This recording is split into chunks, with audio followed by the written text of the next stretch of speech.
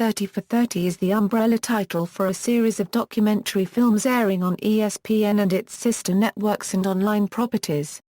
The series highlights important people and events in the sports world and in sports history.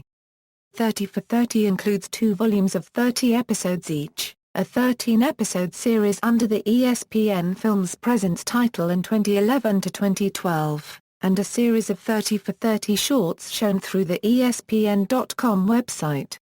The series also expanded to include soccer stories, airing in advance of the 2014 FIFA World Cup. Background: the idea for the 30 for 30 series began with ESPN.com columnist and Grantland.com founder Bill Simmons, who wanted feature filmmakers to recount the sports stories, people, and events of which they took a personal interest or involvement in, however great or small, and felt had not been fully explored. Volume I of 30 for 30, which premiered in October 2009 and ran through December 2010, chronicles 30 stories from the ESPN era, which extended 30 years from the network's founding in 1979.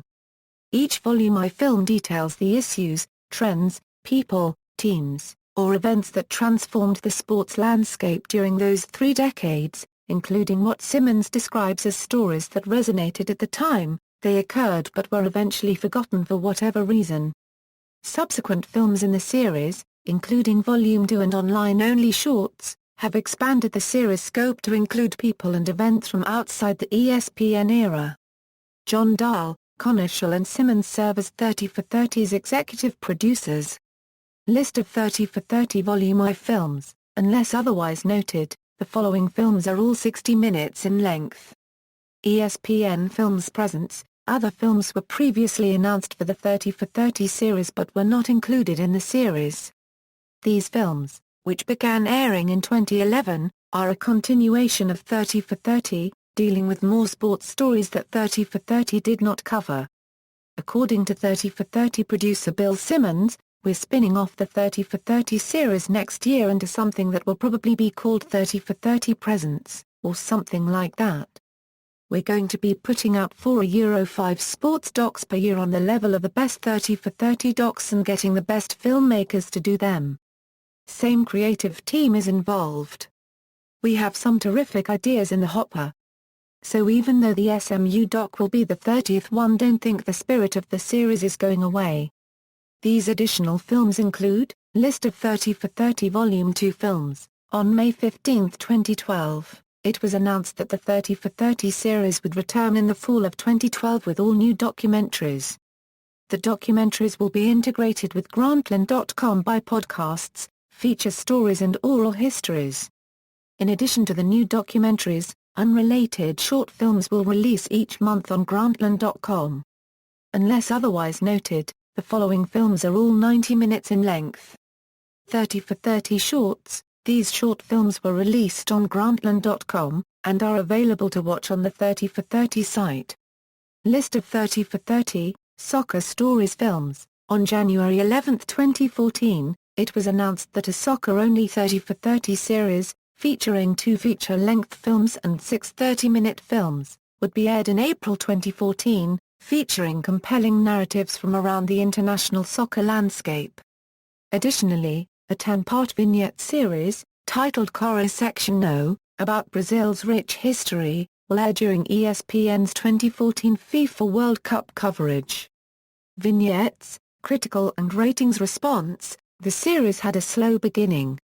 The first film, Peter Berg's King's Ransom, a chronicle of Wayne Gretzky's trade from the Edmonton Oilers to the Los Angeles Kings, premiered on October 6, 2009 to poor ratings.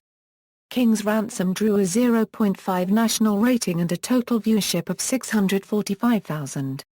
The premiere of King's Ransom aired at the same time as the 2009 American League Central tiebreaker game between the Minnesota Twins and Detroit Tigers on TBS, which went into extra innings and drew a 4.5 rating. As awareness and critical acclaim grew, the viewing audience also grew. By the 7th episode, the audience had grown to a 1.8 rating and well over 2 million viewers. The AV Club review for the 8th entry, Winning Time, Reggie Miller vs. the New York Knicks, called it the most hotly anticipated, of the first 8, and stated that it more than lived up to the hype. The AV Club has given positive and negative reviews for different episodes in the series, with notable critical reviews of the 3 episodes that had involvement by the media production arms of Major League Baseball, the NBA and NASCAR. Awards: 2010 Peabody Award winner, 2010 International Documentary Association's Distinguished Continuing Series. Sponsors: Cadillac and Levi's are the presenting sponsors of the series. The Cadillac name appears on the 30 for 30 logo, while the Levi's Go Forth slogan appears on the bottom corner of the screen during the director's interstitial comments, which appear for 45 seconds at the beginning of each film and 30 seconds at the end. Commercials for both companies were shown during every intermission during the original air dates, with Levi unregistered trademark S guaranteed a 60-second commercial slot at the beginning of the third act.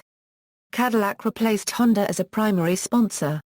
During its time as a contributor, Honda aired parts of its Dream the Impossible documentary series in the first commercial break. See also, 9 for 9, a companion series chronicling women's sports stories. Notes: Into the Wind had its premiere on Canada's TSN2 on September 19, 2010, September 19, 2010. Broken Benji had their premieres at the Tribeca Film Festival. The Price of Gold originally went by the title Tonya and Nancy during production. The Myth of Garinka originally went by the title Garinka, Crippled Angel during production. References. External links: Official website, 30 for 30 on Twitter, 30 for 30 at the Internet Movie Database, 30 for 30 Shorts at the Internet Movie Database, 30 for 30, Soccer Stories at the Internet Movie Database.